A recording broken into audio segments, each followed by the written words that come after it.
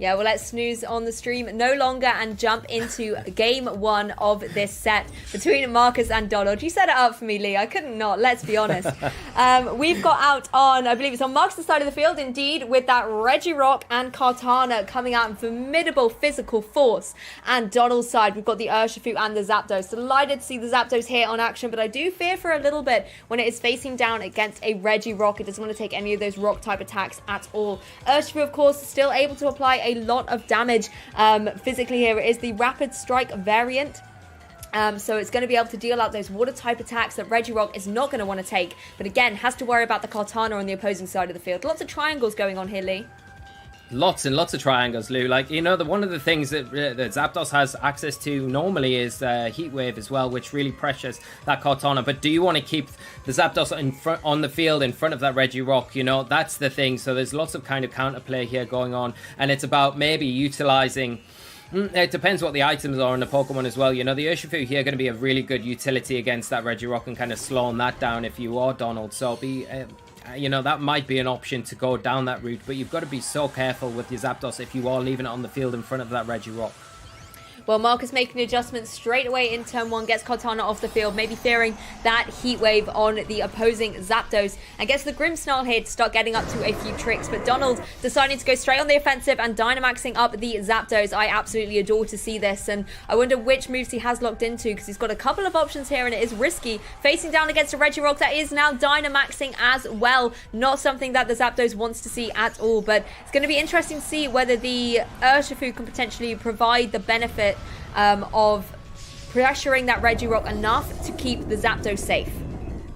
Yeah, that's the thing, you know, the Zapdos feels very threatened now. The Regirock going for that Dynamax, and even though the Zapdos it's going to fire off a big attack, but is the double up going to be enough to take down this Regirock in its Dynamax form? I really don't feel like it is, even with the Surgeon Strikes coming out, following up from this Max Lightning.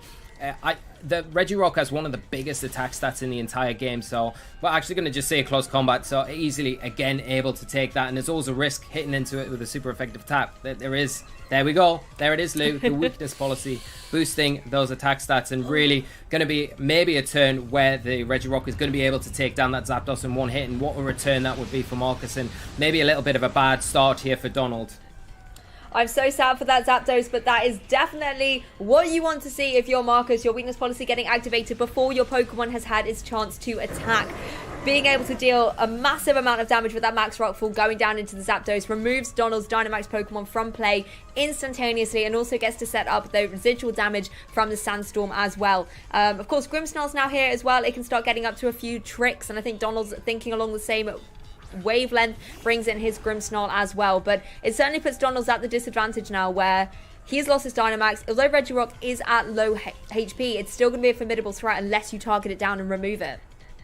Yeah, and then you've got to worry about the opposing Grimmsnarl if you're Donald as well. That will set up screen support and really bolster those the defenses even further, making it even more difficult to take down, especially in its Dynamax form. So he's got ways with the Urshifu, if you're Donald, to hit the Regirock for good damage, but it's whether or not you're going to be able to get around potential fake out from the Grimmsnarl. There's a lot of mind games going on here, because Grimmsnarl has a lot of support utility moves that it can take advantage of, and at the moment, you know, does Markus's Grimmsnarl have access to fake out? That could be, you know, something that's playing on Donald's mind. It would maybe make him go down a certain route, a certain play here, because then you want to preserve the Urshifu for later on in this game if that is the case.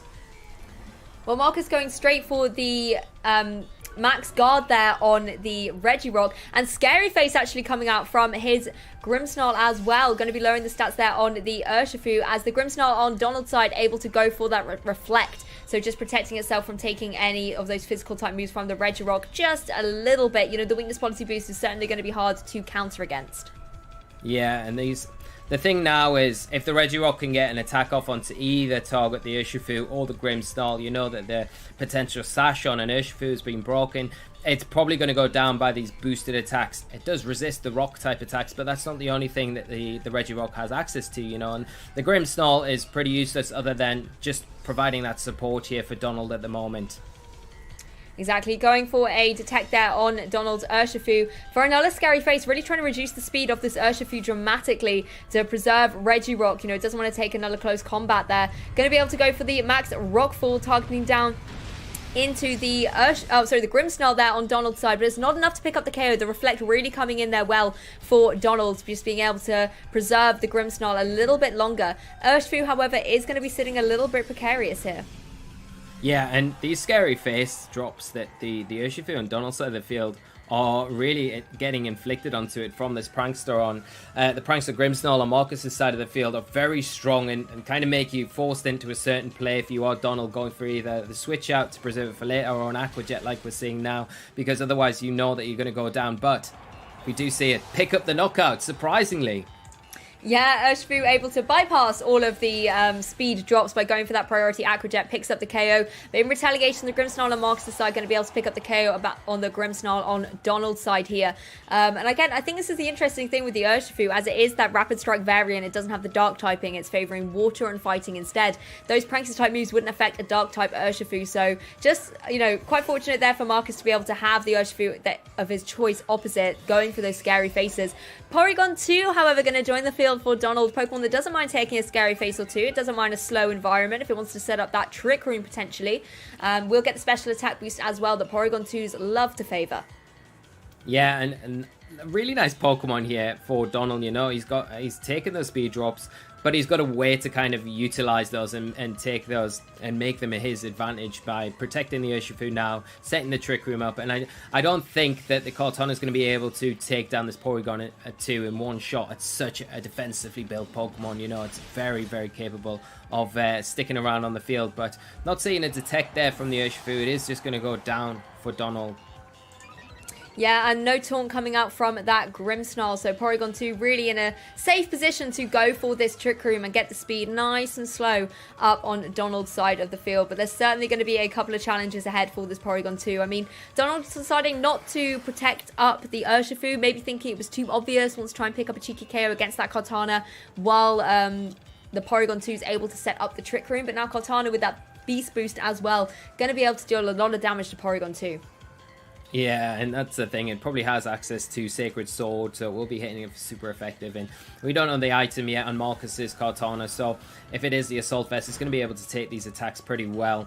And as you can see, that kind of is an indication that it is the Assault Vest there. And then with the additional support from the Grimmsnarl, with that Spirit Break, reducing the special attack stat on the Porygon 2 each turn ticking down, it's going to be very difficult for this Porygon 2, which in most situations can be a Pokemon that can kind of win a game by itself, but in this situation it feels a little bit too difficult for it. Marcus done very well to mitigate the Dynamax threat from Donald early on, utilize the Regirock and really make a big impact in that first game and make it difficult for Donald to really get a handle on that match. Yeah, it certainly was a really offensive strategy there from Marcus, being able to pick up that KO solidly against the Zapdos, remove it from the field, and then particularly in that in-game situation there. You mentioned Porygon 2 has the potential to be able to kind of 2v1 a match. We've seen it happen many times before, but with the Beast Boost up on the Kartana and having the light screen up as well set up by the Grimmsnarl, just meant that Porygon 2 had way too big a mountain to climb and just would have ended up rolling right back down into the Pokeball. So Donald deciding to go for that forfeit, trying to gather his thoughts going into this next game to try and see how maybe he wants to be able to adapt. And what would you think, Lee? Well, how will Donald be able to come back into this?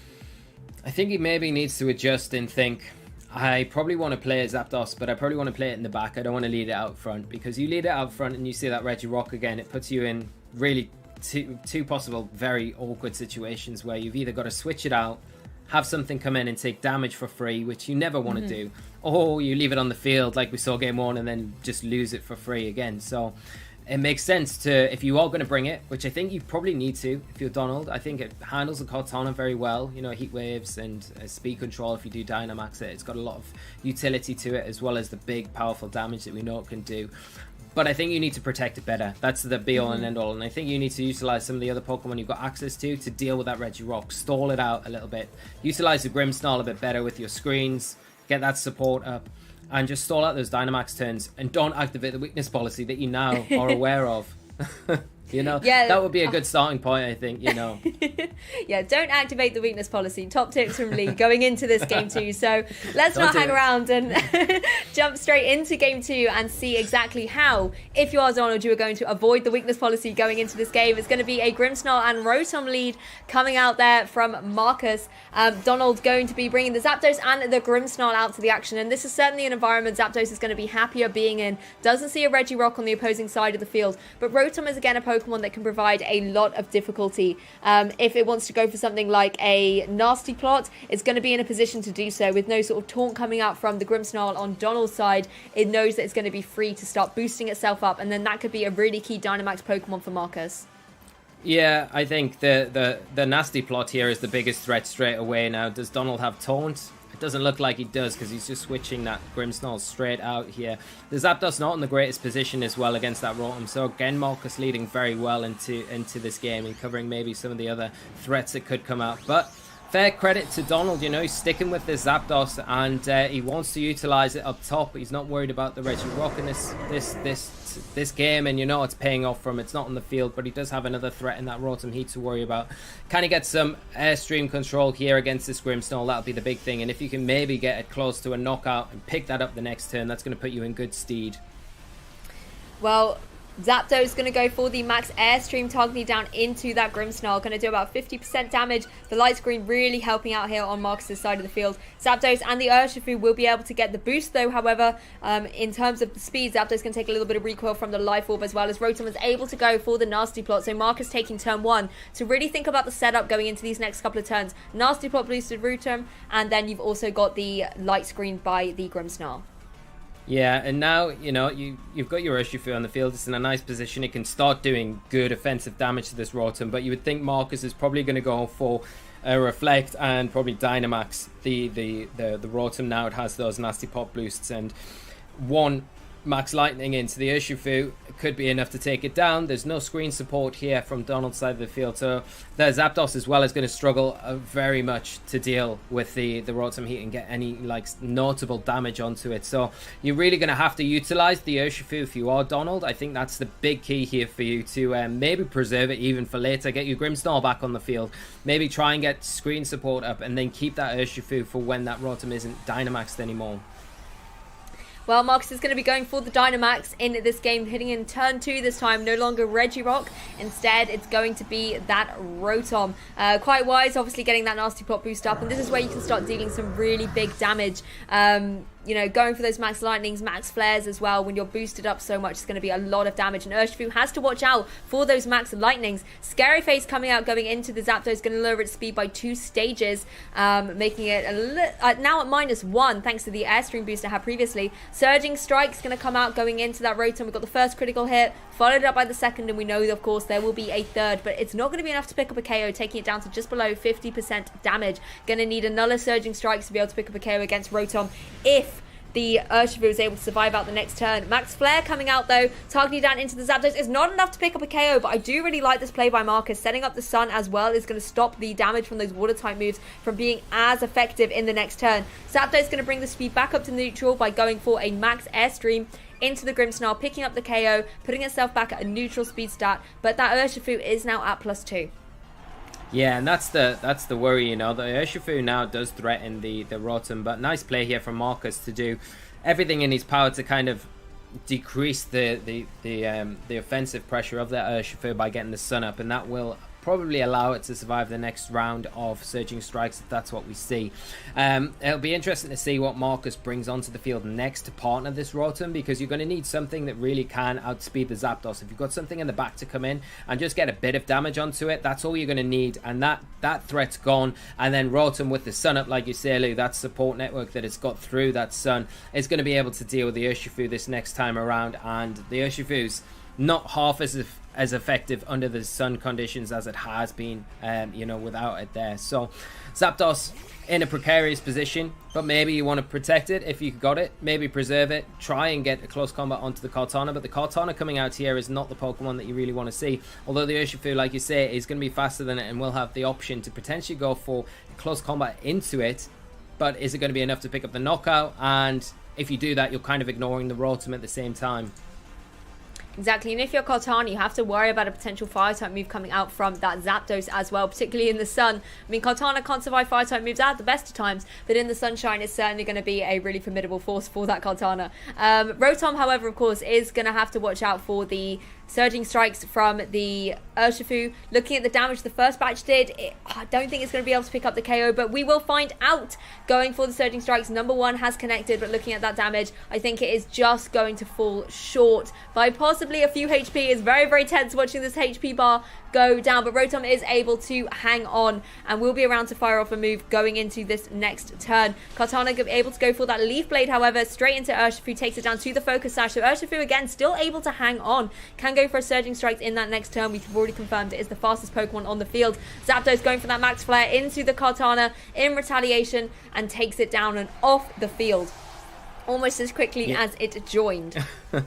Yeah, nice getting the damage onto the Urshifu, but the Focus Sash there really coming in very useful and allowing it to stick around on the field, and that's a big plus for Donald here. So you do see him lose the Zapdos to this Rotom. The Rotom survival there from the Surging Strikes in the sun is pretty key as well. But the fact that the Urshifu now sitting on +2, still on the field, still threatens a KO onto the Rotom the next turn, and potentially onto whatever comes in. At least big damage is a really nice play from Donald to put himself back into this, and he didn't lose his Dynamax this game as quickly as he did that game 1. He got some returns for it, which is always what you want to see and always a good thing as a player, and gotten into such a high kind of risk match. Like if you lose this one, then it's going to get very difficult. That's not what you want to even start to consider at this point of the tournament. Exactly, and now Donald has the opportunity to bring in a Pokemon from the back and start maybe changing a few things up. Having access to Grimmsnarl, you can definitely start throwing a few tricks out there on the field, lowering special attacks with things as well, and trying to cause a few problems. But Tapu Fini joining the field here for Markus, going to be able to set that Misty Terrain up on the field, going to stop any potential sort of Will-O-Wisps or paralysis coming out from the Grimmsnarl here, using its prankster ability to set a few statuses around on the field. But now it's certainly a very interesting ball position, Lee. Yeah, and you've got a really nice way to just remove the Rotom if you are Donald. You can sacrifice your Urshifu, just take it down with the Surging Strikes. With the problem is obviously with the final turn of its Dynamax turns, if it does go for the Max Guard here, your Unseen Fist ability doesn't actually break through the Max Guard, so there is a turn for the Rotom to maybe stick around a little bit longer on the field here, and then you could utilize your own Tapu Fini if you're Markus to go for maybe a Moonblast, take down the Urshifu, and then that's one less threat to think about, especially if you've got the Grimmsnarl to come back in for Markus as well. Exactly. Well, Urshifu going to go for the Detect here, just preserving itself from any damage, keeping its speed up nice as well. As Rotom does indeed go for that Max Guard, as you mentioned, Lee. So really wise going for the Protect here on the Urshifu as well, as Grimmsnarl goes for the Light Screen, just wants to help protect Donald's Pokemon from these two specialist hackers it's opposing. Tapu Fini goes for that Moonblast, hoping to catch the Urshifu out if it had gone into that Max Guard, but Donald was wise to it, and now Rotom looking very, very scared at the moment. It can't, even if it wants to go for a Protect, it can't. Urshifu and the Unseen Fist ability can just break right through it. Yeah, and this is the thing now. If you're Markus, do you really want to preserve your Rotom? How much do you want to preserve it? Is it pivotal in seeing out the rest of this game? Potentially, but probably not as useful as maybe you think. It's probably worth just letting it go down and bringing that Grimmsnarl in better health onto the field at the end of the like I say, letting the Rotom Heat go down. It's so low health at the minute, so we do see that actually happen, and it'll be interesting to see where the Fini goes. It has to go after the Urshifu, you would think, with that Moonblast. Yeah, it needs to be able to remove it from the field, but instead going for that Muddy Water. Thankfully for Markus, manages to connect, going to remove Urshifu from the field and do a little bit of damage to that opposing Grimmsnarl with a critical hit as well, despite the light screen, and also gets that accuracy drop. That could certainly help Tapu Fini out in the next couple of turns from taking any potential Spirit Breaks, trying to lower that special attack. But Grimmsnarl able to connect onto Tapu Fini, does a decent chunk of damage and lowers the special attack. And if you're Markus, this is where I think you ought to be a little bit worried, because depending on what Donald's last Pokemon is, it could be very difficult for Tapu Fini to deal with. If it's something like that Porygon 2, which we can see it is, then Porygon 2 is always well primed to be able to live attacks, go for things like Recover, and can just start dealing away and chipping damage. Has got the attack boost this time, and although Tapu Fini might want to go for those Calm Minds, having something like Spirit Break there is just going to negate them every time. Yeah, that's the Makes it very difficult to really deal with when you've got to contend with the Spirit Break as well. From Marcus's side, it is going to go for the Moonblast now, but not going to be enough on that -1 after that initial Spirit Break. So Donald done all the right things here to set up a nice end game where he's going to be able to utilize this Porygon 2 to its fullest potential, get the Trick Room up now, and going to be able to just throw up big potential Thunderbolts or Tri-Attacks, whatever it's got access to. But again, the Grimmsnarl now going to be slower than it, and going to be able to at least slow it down a little bit further if that's what Donald wants to do. But it feels like he's set this game up, and it looks as though at the minute we're going to be going to a game 3, Lou. Yeah, I mean, those Tri-Attacks can certainly be very, very powerful, particularly if they are pre-followed up, but that's totally not a word. But if, first of all, a Fake Tears connects onto that Tapu Fini and then followed up with a special attack, it's going to be able to deal a lot of damage, considering the opponent will now be at -2 special defense. Donald, unfortunately, unable to connect that first one as Porygon 2 set up the Trick Room, and this could have been a great position where the Tapu Fini would be at -4 special attack, but not to be. Instead, it's just going to be at -2 as Porygon 2 does go for that Tri-Attack. Of course, we can't get any secondary effects due to the Misty Terrain being in effect, but it does take a decent chunk of damage there. Tapu Fini going for the Calm Mind, boosting itself up to +1, now to neutral attack and special attack even, and -1 special defense. Yeah, the initial Fake Tears miss was really punishing here, because like you say, if it was down to -4 special defense, that Tri-Attack would have probably put it in range for a Tri-Attack this turn to pick up the knockout. Unfortunately, that's not the case. It has allowed Marcus a little bit of hope that getting a Calm Mind off, and that does give him a little bit more reassurance, but still going to be very difficult. He's going to have to start attacking at some point, and the problem with Porygon 2 that we always see is that it does have access to recovery, which nothing else on the field has access to at the moment. Yeah, and also both of Donald's Pokemon are able to survive the Moonblast onslaught that the Tapu Fini is going for. So Tapu Fini, again, even though it's got the leftovers recovery, it's not going to be enough at this point to be able to counteract the combination of Spirit Break and the Tri-Attack from that Porygon 2. So Donald really able to kind of put himself into a good position to start countering through these Pokemon here on Marcus's side. Porygon 2 this time able to find itself on a mountain that it is able to climb and start picking away at the Pokemon on the opposing side of the field. So if you're Marcus now, you might want to start thinking about your adjustments going into Game 3, how potentially you want to try and replay through these games to try and put yourself in a more favourable winning position. Yeah, and I think he makes some really good points there, Lou, like always. But I think the one thing that maybe Marcus wants to really concentrate a little bit more on in Game 3, it looks like it's going that way, is protecting that Kartana. He let it go down so freely to the Zapdos, the Max Flare coming out, taking it down, and he didn't really get a return on it. He got the Urshifu down to a nice low position in health, but we revealed the Focus Sash there, so it wasn't really getting a return in that situation. And we saw from Game 1 how well Marcus utilized the Kartana to deal with the Porygon 2, and without it here, it feels very difficult to really kind of come up against it. And Donald, making that priority to get rid of the Kartana when he's got the opportunity to, knowing that he's got the Porygon 2 in the back to take advantage of and really utilize, it was a really nice play for him. But I think Marcus needs to really be a little bit more careful with his Kartana, especially in front of the Zapdos. Maybe he falls back on at Reggie Rock again. It might be an option for him in Game 3, but it's going to be something that Donald will have to keep it in mind as well if you do see the Reggie Rock come out. It's going to make it a very interesting Game 3 nonetheless. But we are still in Game 2 as we see a Muddy Water here from the Tapu Fini. Not going to be enough to pick up a knockout, and the Tri-Attack coming out from this Porygon 2 going to be enough to take finally down this Tapu Fini that's done such good work all game. Yeah, I mean, that Tapu Fini was able to stall out those turns of Trick Room by using Protect many times, and it actually came down to a very interesting situation. We could have had some kind of little mad sort of win condition going on there. Tapu Fini, as you saw, was able to go for that Muddy Water in the end, and if it had been able to connect on the Porygon 2, get an X3 drop, and then all of Donald's Pokemon decided to not connect any of their moves, Tapu Fini might have been able to come out of that victorious, but still would have been a hard feat with Porygon 2 having access to something like Recover. But again, really well played by both of our players. That game was certainly a tale of two halves. You kind of had that really explosive, dynamic combination of moves, as you were saying earlier, Lee, about the Rotom dealing out a huge amount of damage, and then Kartana going down too easily, the Surging Strikes being able to deal lots of damage but not able to pick up a KO, and suddenly all of this kind of offensive pressure, once the Pokemon had sort of gone back to their usual forms and Dynamax turns were over, things took that little bit more of a sort of going through the motions approach. We had the sort of the Tapu Fini versus the Porygon 2, and it was just a case of making sure that you're putting yourself in the best position to start closing out the game. But Game 3 is certainly going to be an interesting one, because both these players have options about what kind of play style they want to go down. Is it offensive or defensive play? Yeah, there's, you know, if you're Markus, I think he's playing a very offensive game overall. He's shown that he can play quite a defensive kind of style as well, through how he played his Tapu Fini. Stalled out those Trick Room turns perfectly. You know, he didn't give up either as well, so that's fair credit to him in that last one, which is really nice to see there, and made it as difficult for Donald to get the win as possible. And psychologically, that will be having an effect on Donald. You know, Donald has done incredibly to pull this game back 1-1.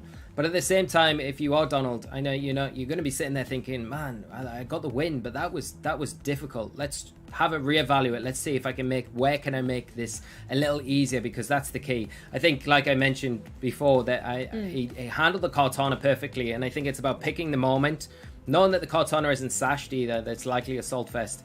Picking your moment perfectly to get rid of that Pokemon, because then your Porygon 2, which you've already mentioned, Lou, when these Pokemon revert from their Dynamax forms, is the one Pokemon you want out of maybe every Pokemon we got available to come in and really just soak up damage and sit there and do its own thing, get set up, and really make it difficult for your opponent to kind of get any momentum from that point. So I think the Kartana is definitely still something on the top of the list for Donald to deal with, and his best Pokemon's probably that Zapdos to utilize, you know, and take advantage of that one. But if Markus reverts back to that Regirock, it's going to be tough.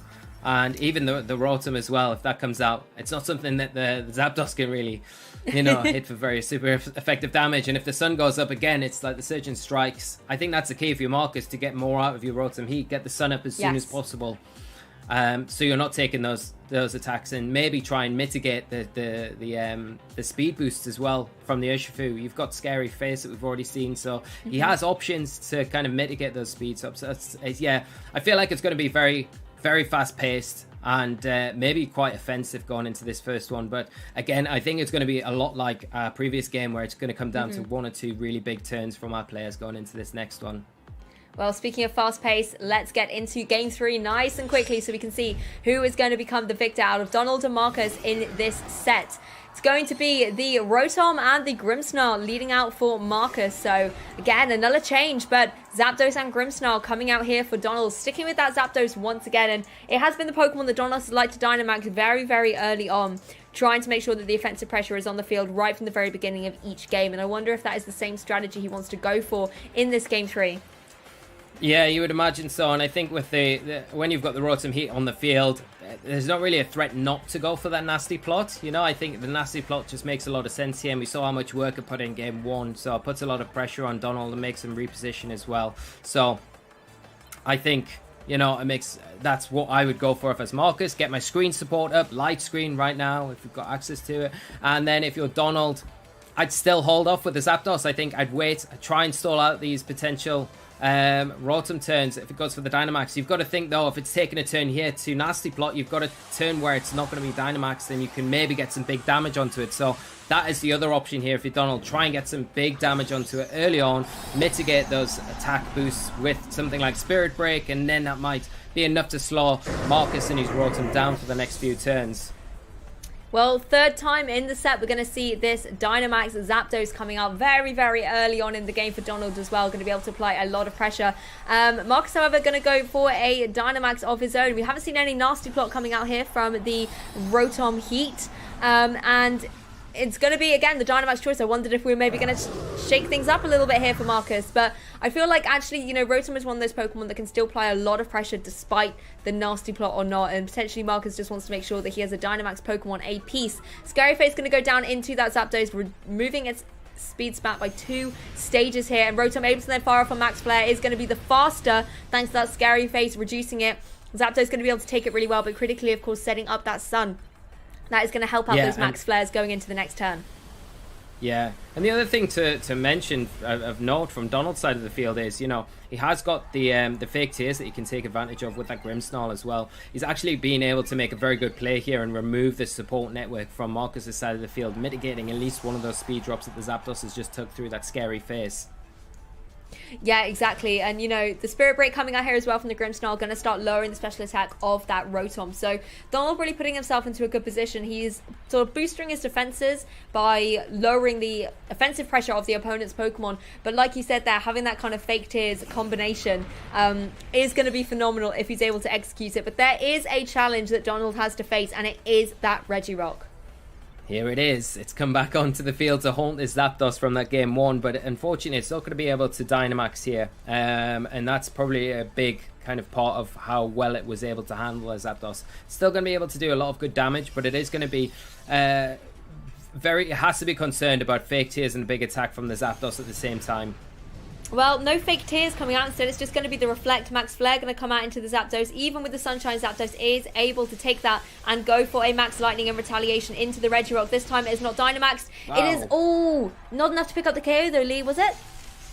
No, I don't think it picks up the... Ooh. Oh, has it? It's very close if it's not. I think it's just survived. No, it's fainted. Sorry. Did manage Correction to KO. there. Oh, the that pixels is a huge were confusing critical us. hit. Yeah, a huge critical hit though, Lou. That is massive because that now takes away one of Marcus's real ways to deal with the Zapdos, and now it becomes a lot easier for Donald to kind of close this one up. It's not over by any means, but at the same time, Kartana's got to feel very threatened here, especially behind the screen support from the Grimmsnarl that it's just set up to kind of further kind of support the Zapdos that Donald's got advantage of now, and that Dynamax form on his side of the field. Oh, 100%. And, that Zapdos kind of saying to the Grimmsnarl, hey, no fake tears. I'm going to crit the opposing Pokemon, okay? And that's exactly what it did. And, I mean, the pixels kind of distract us for a little moment there. And it just shows, again, that was such a critical turn. The Regirock was going to be detrimental to Donald's plan. And being able to remove it from the field has put him at such a better position going into this next turn. Grimmsnarl setting up that light screen as well. Going to start protecting the Pokemon from any of those special type attacks, seeing his Reflector's already up. It's going to be targeting down into the Grimmsnarl from that Kartana, doing super effective damage with the Smart Strike, does about 50%. Max Flare targeting into that Zapdos, of course, being slow thanks to that scary face, and Zapdos isn't going to be able to survive a third max move going into it. But I think it did a pretty good job removing the Regirock from the field. Of course, Kartana is still going to provide a little bit of trouble though for Donald, and he has to be careful that he doesn't allow that Kartana to pick up KOs and start rolling those Beast Boosts up and then doing even more damage through Donald's team. Yeah, the Rotom here for Markus has done its job. It's got a very good return, getting rid of the Zapdos, which is the one thing you want to remove to help that Kartana perform a little bit better. But like you say now, with the screen support that Donald has on his side of the field, it's going to make it increasingly more difficult for the Kartana to really get a hold of this match, because it's not going to get the damage that it needs onto the field. And especially if you double up into the Porygon 2 here, you're probably not going to be able to pick up the knockout while it Trick Rooms, and then it's just going to recover the following turn. And that leaves the Grimmsnarl to do whatever it wants, or potentially Donald to switch out the Grimmsnarl, or go for one of these other options that he's got here, like a Fake Tears. Well, the Fake Tear is going to connect into that Kartana. Kartana going for the Smart Strike into the opposing Grimmsnarl is going to be able to get the KO and get its first Beast Boost of this game. Of course, Porygon 2, if it is going to follow up with a special move, whether it could be setting up Trick Room and then following up on the next turn, it needs to be enough to be able to pick up a KO against that opposing Kartana. But there has another problem it has to worry about. The Rotom has now gone for that nasty plot. It's going to be another force to be reckoned with. Porygon 2 is going to be able to go for that Trick Room, going to be the faster going into this next turn. But Porygon 2 is a Pokemon that is known for only really having single target attacks. Yeah, and that's the issue here. You kind of, it's set the Trick Room up, it's got the speed control against, the Kartana and the Rotom, but the problem is with that nasty plot going up from Marcus's Rotom, it's going to be able to do a lot of damage now to both things on Donald's side of the field, regardless of the screen support that they've got. He knows as well, Marcus, that this Urshifu on Donald's side is sashed as well, so you need to prioritize that. You need to double into that slot, and maybe if you do double into it, it's putting you in a vulnerable spot where you could potentially protect your Urshifu this turn and then take advantage of that. But we're not seeing that, as we just see a Shadow Ball from the Porygon 2, and it's very close. Yeah, not enough to pick up the KO though. Thunderbolt going to come from the Rotom into that. Porygon 2 able to take it. Urshifu follows up with a close combat into that Kartana and does remove it from the field. So he doesn't have to worry about the Beast Booster Kartana anymore, as it will shoot right back into its Pokeball. But this Rotom is certainly going to be an interesting Pokemon to have to deal with. Yeah, but I think there's not many turns of the sun left in the field. If you're Urshifu, I think that's all you need to wait out on.